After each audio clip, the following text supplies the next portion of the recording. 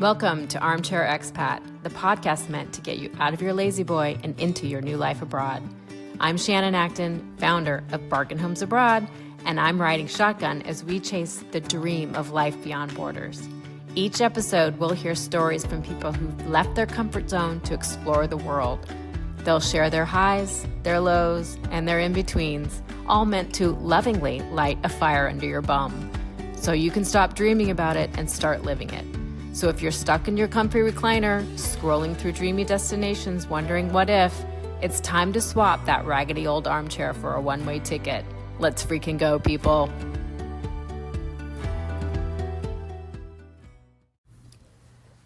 Think you don't belong and you're really thinking about a move and you don't know where to start? Well, today's guest is Shawna Lim, the founder of Move Overseas Now. After growing up in LA and landing a corporate job, she realized she wanted something different. And she made it happen.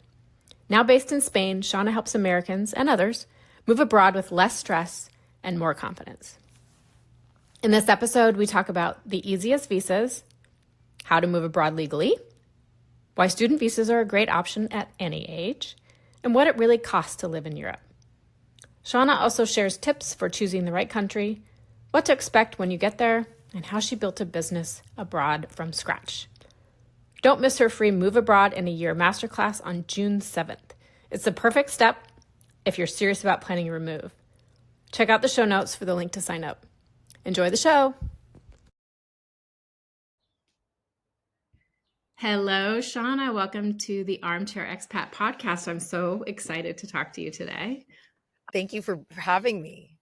So why don't you just kind of introduce yourself? Tell us where you're from and we'll go from there. Well, not too far from you, from LA. Was born actually in Inglewood at Daniel Friedman Hospital, which is no longer there. But I grew up in Westchester, where LAX is, and went to El Segundo High School. Then I kind of always knew I didn't fit in. I never felt LA and the US was home. I always knew I wanted to live abroad from a very young age, maybe like even 13 years old. And but anyways, I played D1 volleyball in college. That was my ticket to college because my parents didn't have a savings account or anything for me. So I got a scholarship, went to Washington State University. And my last semester, wait, did you go to the rival school? I was born and raised in Seattle, and I'm a huge Husky fan. But my best friend, my dearest, longest friend since we were 5, was a Cougar, and I love her dearly. And we tease each other constantly. So. It's such a fun rivalry. It's so much fun. It is. I won't say the phrase that we say about the Cougs versus the Huskies because it's a little inappropriate, but I think you know what it is. I'll tell you later. But yeah, I went there, and my last semester, because pretty much when you're a student athlete, you are just you don't really have that much say in what you can do. You have to be at summer school. You have to be there all year round. Yeah. So my only way to go study abroad was my last semester of college. So that's when I went to Bilbao, Spain for 6 months, and I just fell in love with Spain and Europe. Just because of the lifestyle, how cheap everything was, the tapa culture, just seeing how people go onto the plazas and just, they're ordering tapas or drinks and it's, less than 3-4 euros to kind of have a snack and a drink. And I just found that like community aspect so interesting, something that I had never seen in the US. And then I was traveling every weekend for $100 round trip to go to Amsterdam, London. And I was like, this is real life. Like people actually live like this. But I had signed a contract to go work in corporate back in Texas. So back in the US. So I had to, unfortunately, at the end of that 6 months, I had to come back and work corporate, which I'm very grateful I did. I got to experience the corporate world for about 1.5 years, but I quit after 1.5 years because I kept thinking about Europe and my experience there and how I wanted that life again. It was the ease. Everything is in the flow. Everything is just easy.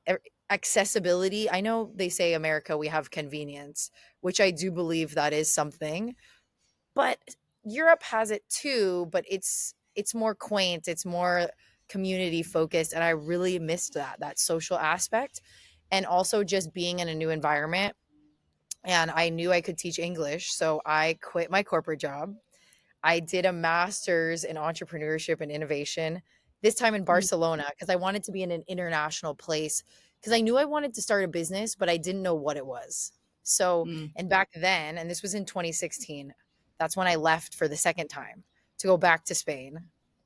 I, the only pathways really were like student visas. There were not as many visas as there are now for people that want to move to Europe, specifically Spain. There was not the digital nomad visa, um, and all these other like creative visas, right? Even Germany has like a job seeker visa. We didn't have that. So that was like something that brought me back. And after I did that 1 year program, I started realizing I don't have to work for people. And I started doing like side hustles. So I was teaching English. I started doing social media for an English school. I was coaching beach volleyball for Barcelona Beach Club on the beach, which was super fun. And I was getting paid, and I was making actually more than a typical Spanish person. And I thought that this is what really gave me confidence that, like, wait, I don't have to work for people. So that's when I started my web design agency, which I still have to this day. I taught myself how to build websites just by going on YouTube, because when you're doing a student visa, and even like any visa that you choose, you have a lot of downtime because you don't have to be working so much in Europe, or at least Spain, as you do in the US, because things are cheaper. So it really gave me the grace to like build my web design business the way I wanted to, and like learn, because I only needed $1,200 per month to survive. Our rent, and this is crazy, right outside the city of Barcelona, not in the center, he has not raised our rent for 8 years. We pay oh, wow. 300 euros per month. We have a duplex. I'm in our garden. We have a little garden back here shared with Unit A. We literally pay 300 euros. That's not that common. It's pretty Mhm. rare. But if you want like a 2 bedroom apartment in Spain, Italy, France, Portugal, they can be anywhere from 800 to 1,200 euros a month, which is not like horribly expensive. So, anyways, I basically now when my fast forward, my dad got really sick. He got stage 4 lung cancer in Mm, 2021, and I had to come back to the US and take care of him, and he shortly after that passed away a month later. mm, And that's when I realized I need to show Americans, I want to create a business or something to show Americans how to move to Europe, because it was so fulfilling for me. I had started a business. I don't know, just jumped into this whole realm of it's also a personal development journey. And I wanted other people to know that they could do that, and that the US isn't the only option, because I never felt myself in the US. I always kind of felt the odd person out. I just felt kind of like held back. And so that's mm. when I created Move Overseas Now. And that's my business, moveoverseasnow.com, where I help Americans permanently move abroad to Europe. And I basically show them everything from visas, mindset, relocation, actually how to apply in the consulates on your own, because it's actually not that hard. Mm. You don't absolutely need a lawyer. Like, you can get a lawyer if you want, but like most of us that you're seeing that are talking about this on social media, we all did it on our own. And Yeah. there's tons of people that are doing it on their own. So I kind of just show everybody from A to Z how to do this, even like how to find housing, rentals. I also go into details on like what it may be like once you get there, and like the different stores are, how do you buy things? Because we think, oh my God, I have to go to Target. There's not a Target over here. We can't just go to like one place and get everything. So yeah, it's a stressful time to move abroad, like during those 6 months that you're prepping, but it doesn't have to be. And that's kind of why I wanted to start this. So yeah, Yeah. that's a little bit about me. That's awesome. I think, I mean, the key takeaway is you're a self-starter. Like you figure it out and you build your own business and you build your own life. And along the way, you are helping people from all the lessons that you learned, right? Yes. What would you say to someone who is just thinking about this? Like, where do they start? Well, they're probably going to start with like a little bit of research, blogs, articles, things like that. But I would say that's a good place to start. But don't try to figure it out all on your own, because there are tons of people that have done this already, that are Yeah. already, it's just like, I mean, it's like anything, right? Like if I'm trying to learn how to play volleyball, I'm not going to just go to the beach by myself and take a volleyball and try to teach myself. I'm going to go learn from like the best coach in Hermosa Beach and like learn some of the tricks of the trade. Oh, I'm holding my hands wrong. No, I'm totally going down a different rabbit hole on how to do that. It's the same thing, but for moving abroad. So like a lot of people go down a rabbit hole with, oh, I found this article and it's outlining the digital nomad like process, which I think is good for basic information, but it doesn't take into consideration like every person is going through their own thing. Yeah. Like for example, I told you about my dad got really sick. Last year I took care of my aunt. She also just passed away from stage 4 cancer. Like, but I was there helping her. People have got so many things going on. And so these blogs and the articles, they can't dive into like your specific situation. For example, I have like a couple clients that want to move with their kids. There's some that are like 15 and 17. And I'm like, well, you better like look into the minor rules too, because once your kid is an adult, and should they go off on their own and like get a job and they're past a certain age, you can't include them on a visa application. So there's like different things like that. So I would just say, obviously, start with the basic research, but like jump into a community. That's learning from other people, right? I'm always like, find people that have done this and then learn from them. So, I mean, that's like where I would say you should start, and like just start asking questions. There's Facebook groups, there's expats, like there's expats in Barcelona, Americans in Barcelona, Americans in Rome, expats in Italy. There's like all these groups. And so it would be great to start asking questions in there. And just another thing, I know this will now be 2 tips, now 3 tips. Don't like really listen to family members and friends that don't get it or who don't understand why you want to do this. So that's why I say it's so important to get a community or find Yeah. people that have already done this, because they're going to get you. Other people are like, why would you want to leave LA? This is the best place ever. That's the mentality in the places that you're from. And people that have never left their state or have never even moved out of state, they're not going to get it, because those people will most likely resonate the most with you. People that have moved across the country, they had to, come up against those fears and like push through it and not listen to what everybody else has to say.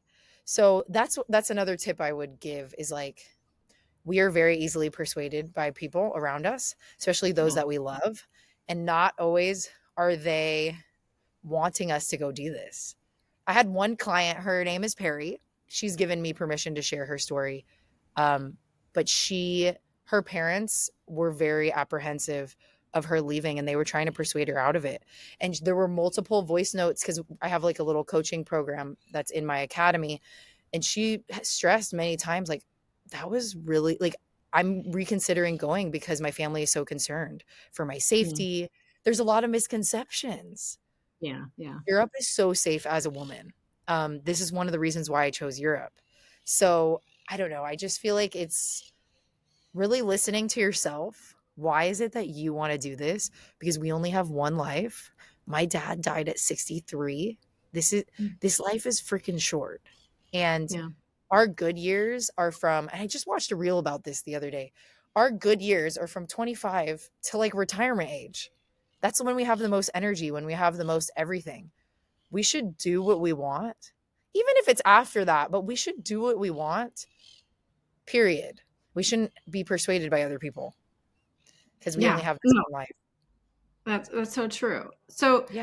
can we go through kind of the visa options that are out there within the European countries? Like, what are the kind of hidden gems? What are the best visas? What are the easiest visas? That kind of thing, kind of throughout Yeah. Europe. Yeah. So I know you love Italy. So we'll start with Italy. Italy has great options. You have the elective residency visa, which is particularly for retirees. You can Yeah. apply if you're not 65, but that one's really good. So you always have, let me just back up a little bit. You have passive income visas. you have digital nomad visas, you have student visas, but don't get fooled. Student visas are not just for 20 and 30-year-olds. I've Yeah. had 70-year-olds apply for student visas across all of Europe. The reason why is because a lot of people don't really know if people have are in a pickle with finances. Maybe they don't meet the thresholds for passive income visas or digital nomad visas. The student visa is your next best bet. And this is across Spain, Portugal, Italy, France. About $10,000 in a savings account for a student visa for that whole year. It's not that Mm. much. They Hmm. just want you to be able to cover your basic expenses. And they're using that number. Even Germany is about that amount, 10 to 12 for the whole year in a bank account, in a savings. Because honestly, if you want to get a roommate in any of those countries, you can for anywhere between 300 to 600 euros. And then all your other expenses, if you shop at the grocery store and do, little things here and there, or have a gym membership, travel a little bit, you can keep expenses to, 1,000 and under if you really had to. It's good to apply with more, but that's why I always say student visas are great, especially if people don't know where they want to move to. They just want to get a taste. The cool thing about Spain is with the student visa, after the first year, you can pivot to, it's called Cuenta Ajena. So this means getting hired by a company. Yes, Hmm. being American. It used to be a lot harder because when I tried to do it in 2018, they had an immigration rule that didn't allow foreigners to replace and take jobs that a European person could do. But Spain has changed that rule since 2022. So now, if you just have a job offer in hand, you can switch from a student visa to a work sponsorship. And it's not Interesting. that hard. You don't need to speak Spanish. Of course, you're going to have to be on the ground and go like interview and stuff like that. And maybe you're going to want to work at a tech company, that's based in the UK or Germany or something, but it's also based in Barcelona. These are just ideas. The other thing Yeah. you can do after the student visa is switch it to autónoma, which means you're a self-employed worker. That's also pretty easy within Spain. Spain Okay. has some interesting pivots. That's why I always like to give this student visa option first, because if people have finances as a concern or they don't have that business started, that first year when you're a student, build the business. What's holding you back? Also, the student visa allows you to work for 30 hours a week. So that's a Okay, that really was interesting. that was my question is if you go on a student visa, can you also do something kind of on the side, or if you have like a Yes. small business or something? Okay, so You up to can 30 work hours on a week. you Yeah. can work up to 30 hours a week, which is Okay. great. That means you can maybe that could be your in to maybe have them hire you after, let's say, an internship, a paid internship or something. But again, you can also just teach English on the side. You can build your whatever that dream business is that you've been thinking of forever.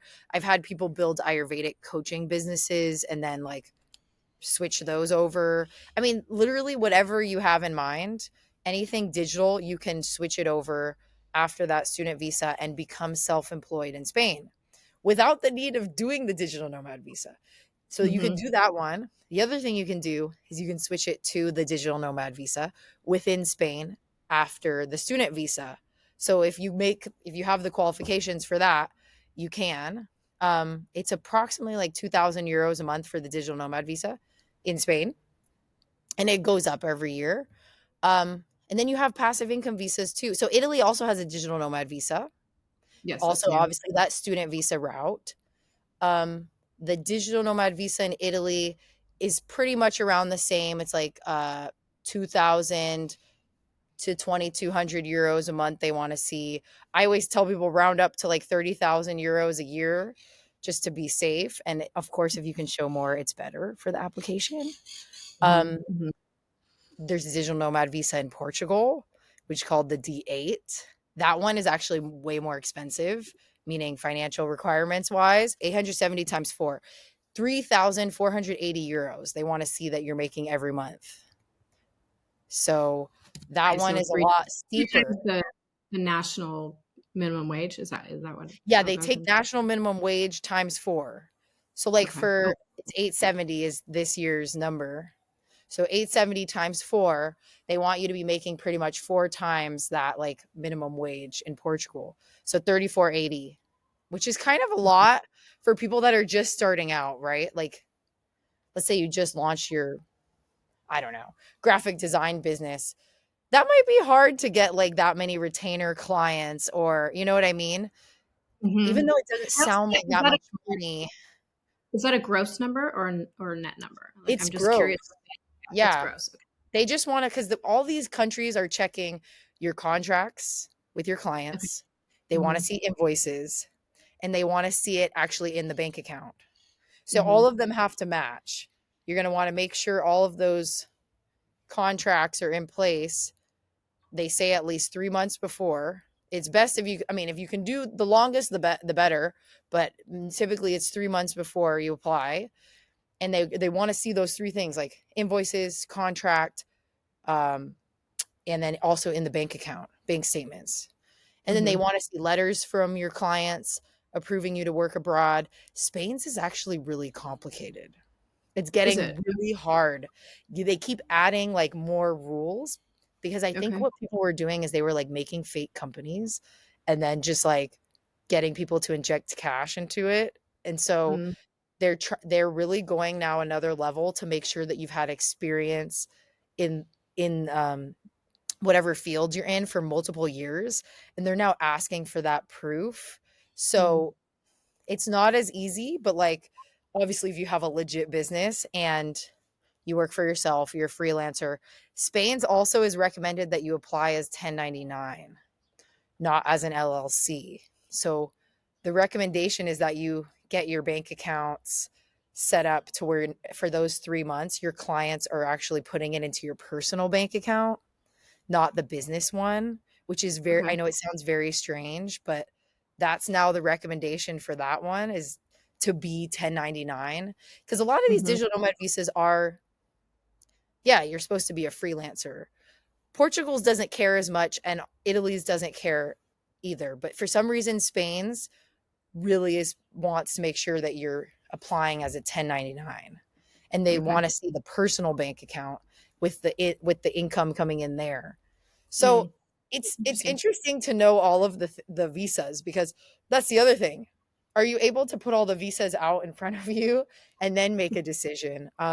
Then you have the passive income visas, which honestly, those ones are good for people that aren't retirees as well. If you have savings, so Spain's is amazing because you don't need actually passive income. It's called the Right. non-lucrative visa. That one, they will just take savings. That's the only one. So Portugal's, you can't just apply with savings. Italy's, Mm-hmm. you cannot just apply with savings. They'll look at your savings account as like supplemental additional documents for your application packet. But those countries, Italy and Portugal, they want to see passive income. Spain's, you can choose either or. So Mm-hmm. Spain's, you can do passive income of, well, they want to see 28,800 euros per year. So divided by 12, that's like 2,400 euros per month if you have passive income, but they'll take a savings. If you just show a savings account with 28,800 euros, which is approximately 30,000 US, you get approved for the non lucrative visa for a whole year. So Okay. that's what a lot of people do that aren't even retirees. I have a Right. 30-year-old doing that right now. She got laid So, off and she's a recruiter, and she's actually like applying for jobs right now, but technically she's not working. So the passive income visas, you technically shouldn't be working.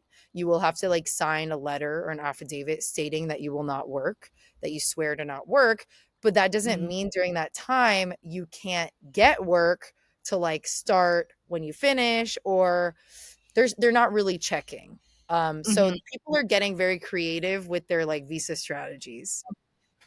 If that's a 1-year visa, let's just say like someone wants to go with the passive income visa and then work towards the digital nomad visa, is that, can you switch that over after the year and kind of Yes, pivot in? you can Okay. switch them. Okay. Interesting. Okay. Yeah. What are some other countries outside of kind of the three, the Italy, Spain, and Portugal, that have some options Yeah. for Well, wait, Americans? just to I finalize with the non-lucrative, It's not just Hmm. 1 year. You first get in the consulate in the US, they approve you for 1 year, and then you can renew for another 4 years. So it's a total Okay. of 5 years. And then after 5 years, whatever visa you're on in Spain shifts to permanent residency. And then you can Gotcha. actually get work, or you're just kind of like a permanent resident, and then it's 5 more years to citizenship. Okay. So Okay. that's another thing to add. But yeah, to answer your question, other countries, the Netherlands is awesome. Not because it's cheaper to live there. See, I always like talking about places that are like cheap to live because your money Right. just goes further. I love the Netherlands so much. They have a visa for Americans that's called the DAFT, Hmm. DAFT. You basically start a business in the Netherlands. And all you have to do is fund a Dutch bank account.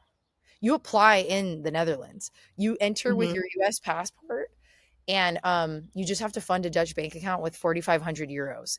They don't care. You could like start a business that you don't have experience doing. I could start selling or repairing mobile phones.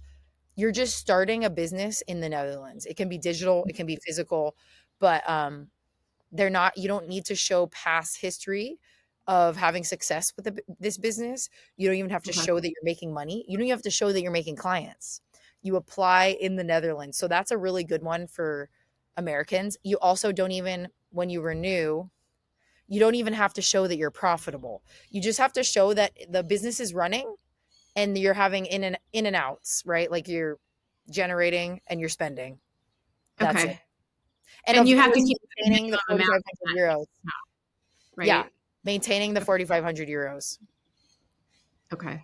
Yeah, I think that's a really interesting option that a lot of people don't know about.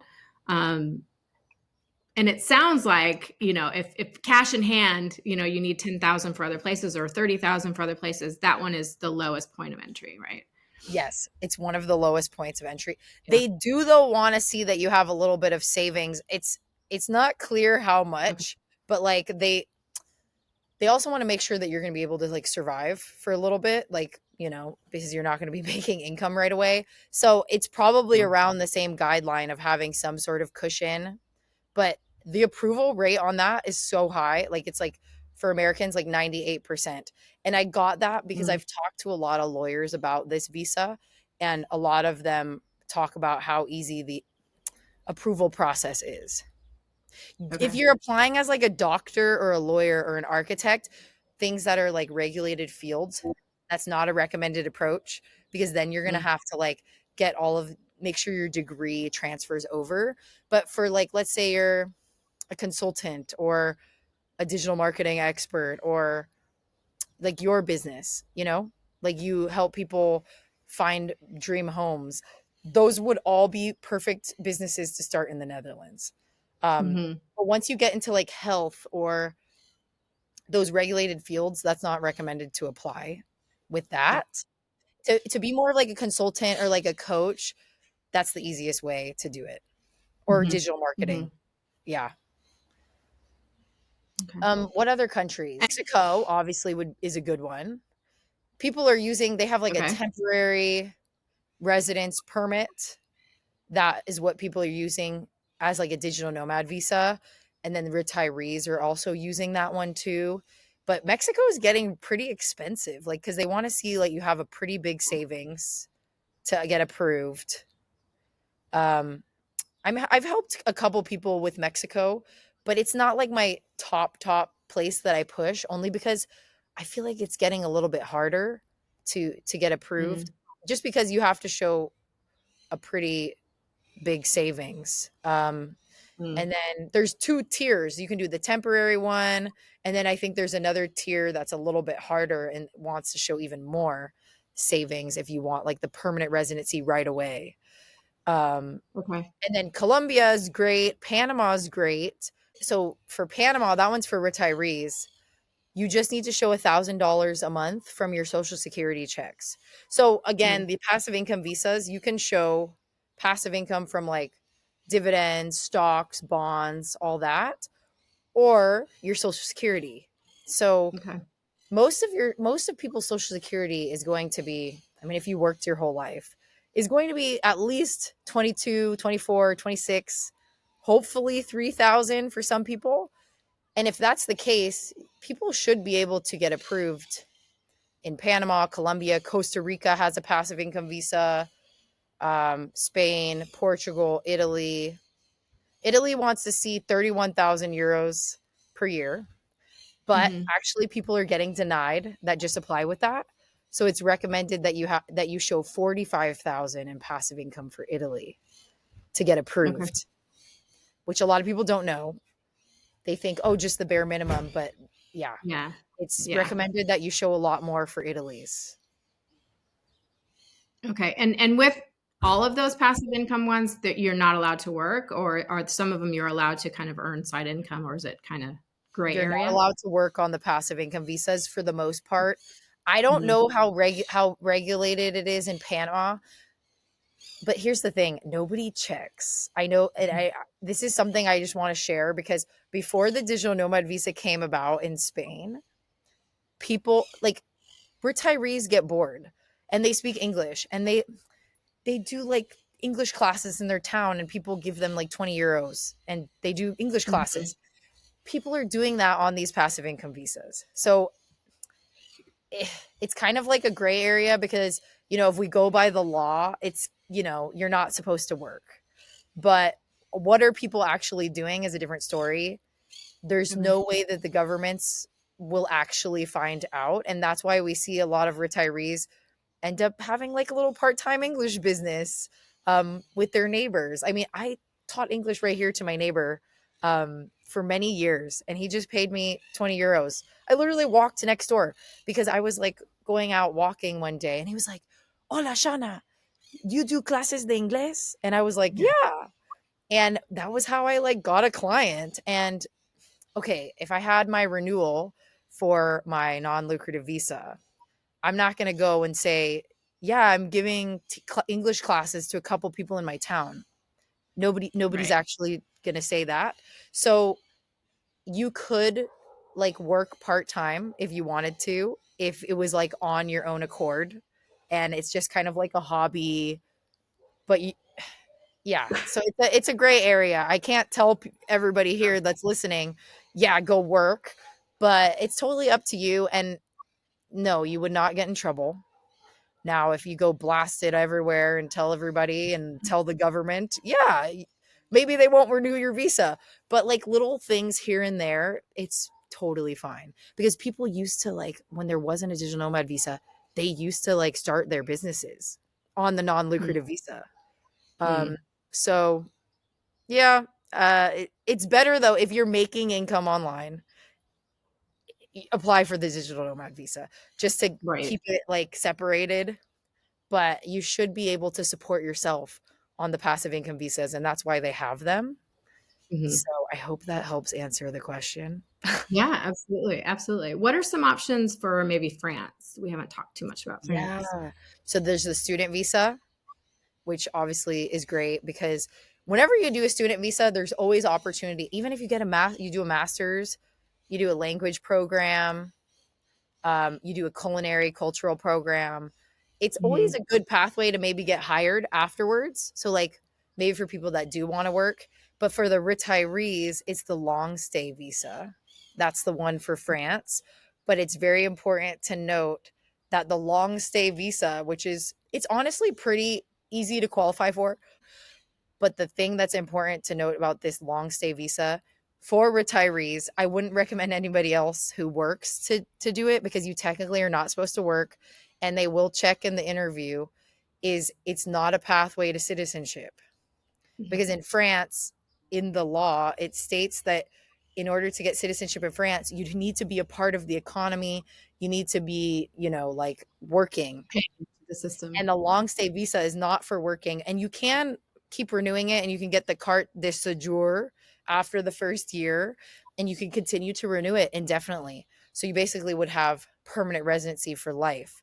But it is important for people that choose France that it's not a pathway to citizenship, and that's like one of the only ones because the Italy one, the passive income visa is a pathway to citizenship.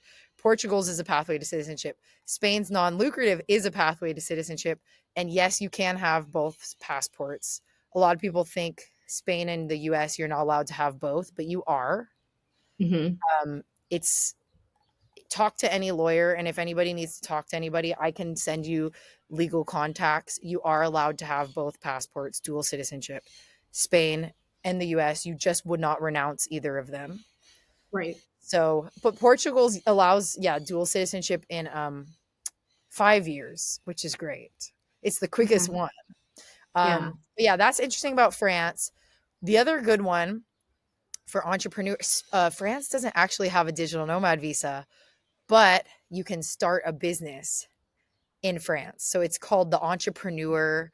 There's like, it's a blend. There's like the profession libérale slash entrepreneur route, and it is a visa. The entrepreneur route, I highlight that in my course because I think that applies to most people that have businesses that are digital. And it's basically, you're just basically taking the business you have and bringing it to France and opening up the business in France. And that one Hmm. does require that you fund a French bank account with a lot more money than the Dutch one. Okay. So there's some pros and cons there too. And you do need to be successful in your business because you do need to be making a little bit of money in order to qualify for the entrepreneur route in France. And then there's the passport Hmm. talent in France, which, you get hired by a French company, which I always say, and you heard I haven't really talked about getting hired abroad only because it's hard to get hired abroad unless it's like the UK or Germany or the Netherlands. They're more open to hiring Hmm. international people. If you don't speak the language and you're straight coming from the US, it's really hard to get hired unless you're like a senior level, 10 years of experience, senior developer working in the crypto space. I don't know. I'm just making this up. Then you're Right. going to be very desirable. But like, if you've like 5 years out of college, you're like more of a general role and you're not so niche, it's going to be harder for you to get hired. So I honestly don't talk about the work sponsorships a lot. There's some other Yeah. really good experts that talk about it, but I just find that it's so much better to start your own business, to be freelance, or to utilize some of these other visas we talked about, like the DAFT one. Start your Yeah. own business because it's going to be way easier to get yourself over there. And again, you can start that business in that first year on the student visa, just like instead of the 3 hours that you're in class after that or before, just work on your business for 2 to 3, 4 hours. And I bet you in no time, you can get clients in the US and then you can apply, for example, in Spain for the self employed permit. Once you're making a little bit of money, you have a couple clients, they want to see potential clients that you have or are in the works of having. So, yeah, that's what I like Yeah. France, but it's only for people that already have a business or retirees that don't care that they're not going to be able to get citizenship and they're okay with permanent residency. Okay. Okay. Yeah. Um, what about Estonia? I've heard a little bit about Estonia. What can you tell me Yeah. about Estonia Estonia is other interesting than because Estonia, Malta, and Croatia all have digital nomad visas. And okay. I don't have them in my course. I have this thing called the Move Mhm. Overseas Now Academy, but I don't have those in I actually do have Malta, just to kind of throw that in there because they kick you out of the country after a certain amount of time. Like it's not a pathway to Okay. permanent residency or citizenship. So even though Estonia has this digital nomad visa and they were like the first ones that did it, um, it's not a long-term solution. So that's why I'm like, why would we Gotcha. go there unless people just want to hop around? Like, yeah, I want to go to Estonia for a year and then I want to go to Bali and then I want to go to like Thailand. That's cool, but like I'm all about let's go to a place that we can make sure after, a couple years I can develop the permanent residency and the citizenship over time because most of the digital nomad visas in Europe, like the ones we talked about, Spain, Portugal, Italy, France, or well, France, no, those three, you have a pathway to citizenship, because you're building your permanent residency up until you can apply for the citizenship. And you can't do that in Estonia, Croatia, or Malta. They're going to kick you out at a certain point and stop the renewal process. So that's why I'm like, why would we choose that? Because we're going to fall in love with it. We're going to make friends. Who knows? We might fall in love with somebody.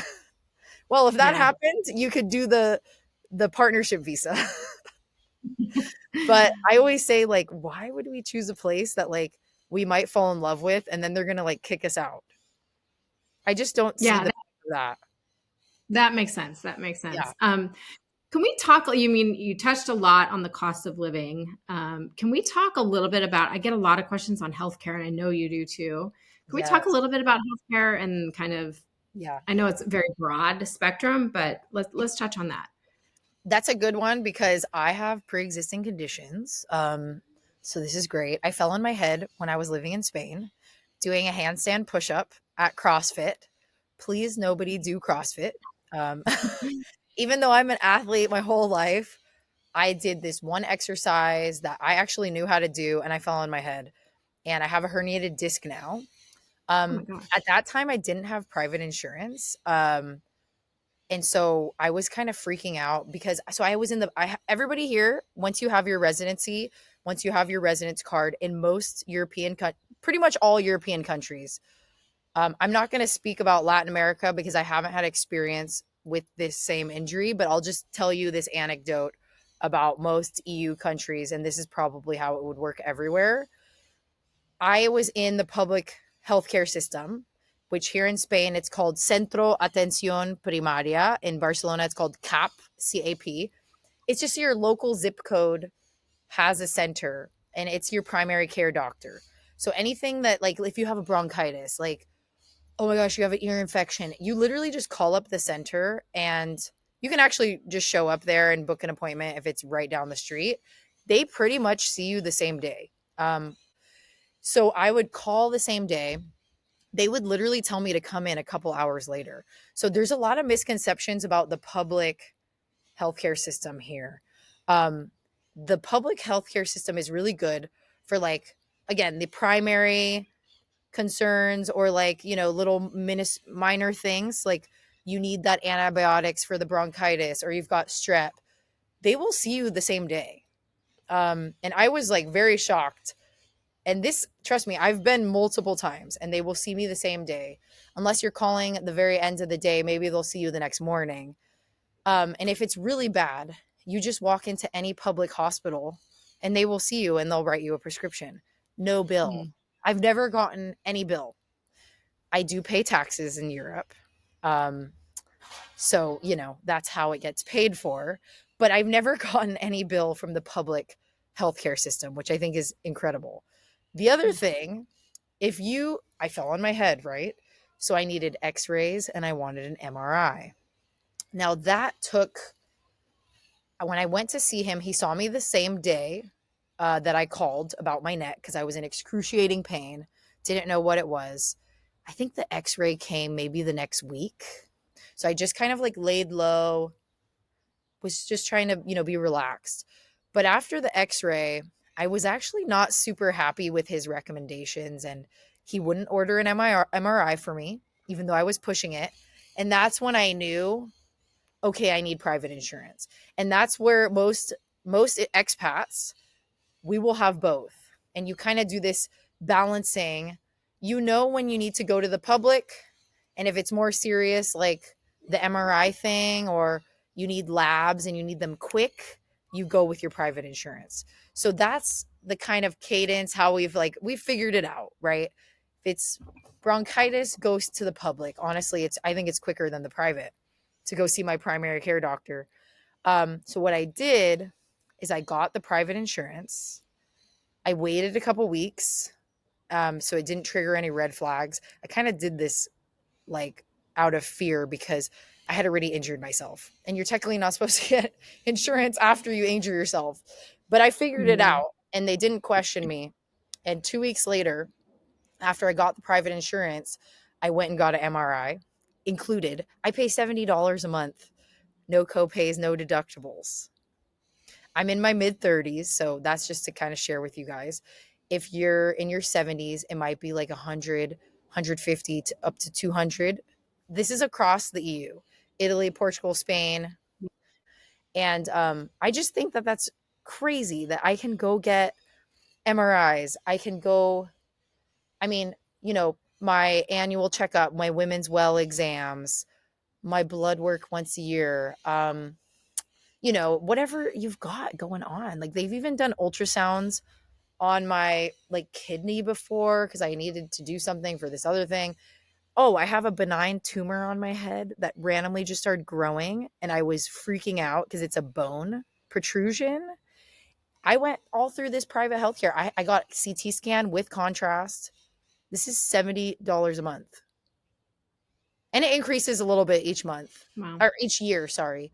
But good, thank God this is benign. But I they just take care of you. There's no copays, no deductibles. And Yeah. it's just crazy. Because in the US, my husband And had to go I to think a lot.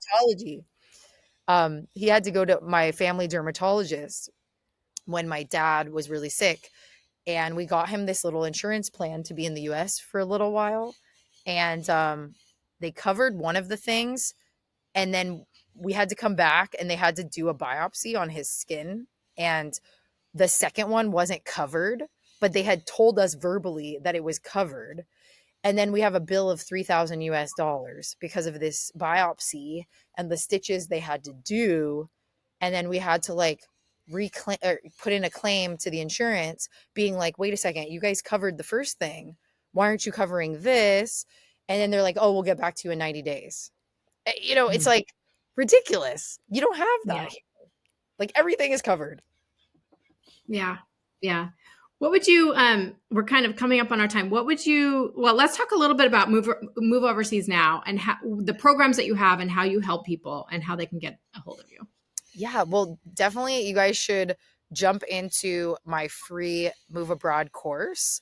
So, last year I helped 13,200 people with their move abroad, which is super exciting through my online events. And I have some free programs. I also have like some that are a little bit more support. So those ones are paid.